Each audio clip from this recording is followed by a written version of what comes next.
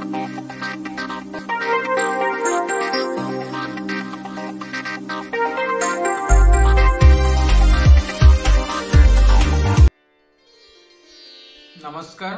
मु रघुनाथ कुमारी बौद्ध जिल्ला एवं सूर्योदय भाषा साहित्य प्रतिष्ठान जड़े नवप्रतिभा भाव में अनुष्ठान मत आज आपण मानक पाखरे किछि कहवाई सुजोग देइथवारु मु अनुष्ठान पाखरे कृतज्ञ ज्ञापन करुछि।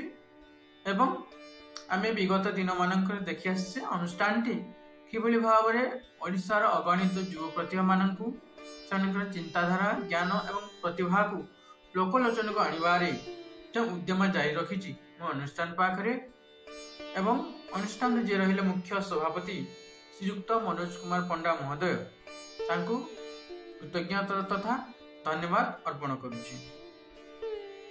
मु कविता लिखे एवं ए वर्ष मोर रेवेन्सा विश्वविद्यालय ओडिया भाषा एवं साहित्य विभाग रे स्नातकोत्तर सरिला। कविता लिखा सहित बही पढ़ा गल्प उपन्यास पढ़ा मोर अनेक पिला रुचि रही। जेहेतु मु कविता लिखे आज आपण मानकु मोर एक सुरक्षित कविता आवृत्ति करी। कवितार शीर्षक हेउछि तनुजा प्रति। सेमिति किछि बोली किछि ही तो नथाय प्रिय, सेमिति किछि बोली किछि ही तो नथाई प्रिय, कल्पित पृथ्वी रे इच्छा मुताबक जहा काले काले निजको विभोर करी तळुथबो अहरह। आकाशर उड़ान कि इंद्रधनुर रंग अबा फच्चा आकाशरे बौद बगीचार जाति जाति फूल। इच्छा मते भगी हुए नि प्रिय कवितार फूलवन कि जीवनर जेते सब नांदनिकपण। इच्छा मते भगी हुए नि प्रिय कवितार फूलवन कि जीवनर जेते सब नांदनिकपण। जो ऋतु सब फेरी गले आम देही को पिठी करी ताहा कदापि आमर नथिला। जो ऋतु सब फेरी गले आम देही को पिठी करी ताहा कदापि आमर नथिला। जहा केबे घटिगला ओ घटिबार अछि गोटे अनिश्चित भविष्यत रे ताहा ही नियति प्रिय जीवनर संपर्कर।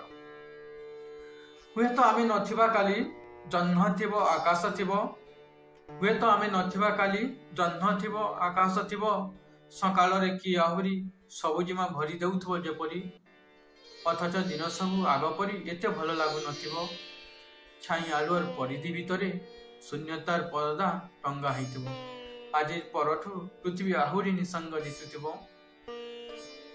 गोटे मिछ जन्म राति परे आमको पुणी अपेक्षित अंधार, गोटे मिछ जन्म राति परे आमको पुणी अपेक्षित अंधार। तू जानू एतिपाही एते युद्ध रक्तपात क्षत कविता बगी होउनथिबा कलाहल शब्दांकर नीरवता। एतिपाही एते युद्ध रक्तपात क्षत कविता बगी होउनथिबा कलाहल शब्दांकर नीरवता। नमस्कार।